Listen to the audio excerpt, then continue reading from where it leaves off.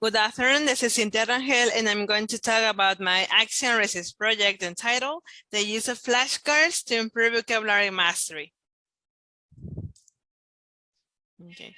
I decided to conduct this study because my participants' English level is still A2, according to the Common European Framework of Languages, despite being exposed to English language since elementary school, and being about to complete the English course, which lasts 4 years and a half. According to NATSERO, there are different reasons why students don't achieve a high English proficiency, and one of them is the lack of vocabulary.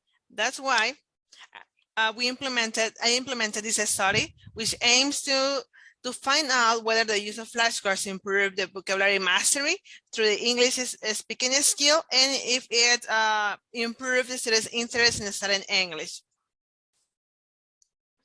But what's vocabulary? Well, vocabulary, according to Harvey, is a total number of words which make up a language, and these words follow rules for combining them.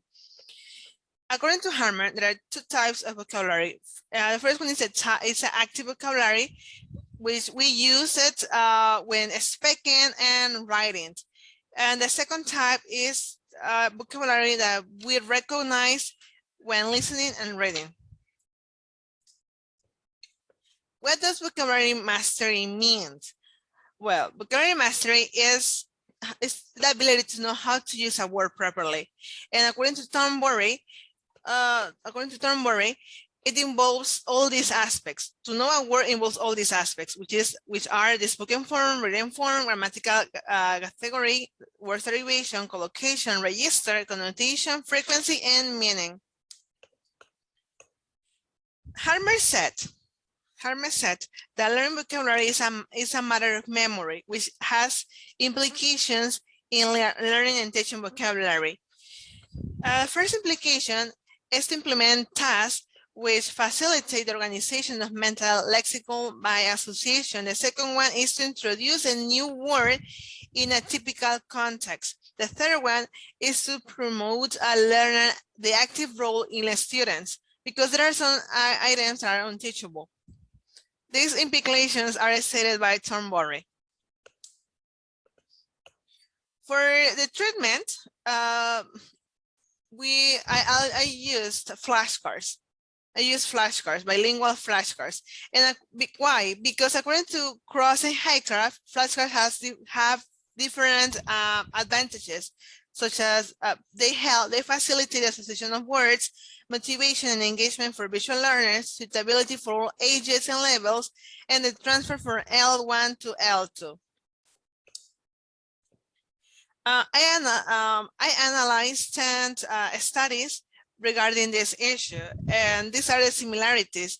They use similar research instruments such as pre-post test, observations, questionnaires, and diary journals. Also, they had positive results or findings, such as the improvement of a student's interest and attitude towards learning English, and the improvement in vocabulary mastery. However, they differ in the situational context because they can be in different levels, from like high school, middle school, preschool. And when the study used bilingual flashcards. Also, the research design was different. Some of them used action research, others descriptive or pre-experimental. Okay, after the literature review, I decided to use an action research because it's according to Creswell, it's a practical design. It allows teachers to look for practical solutions to address an issue. Also, the participant was only one senior college student from the International Business Program in Southeast University, in a university located in the southeast of Mexico. The criteria was a purposive and convenient samplings because she was available and willing to participate, and she could contribute to this study.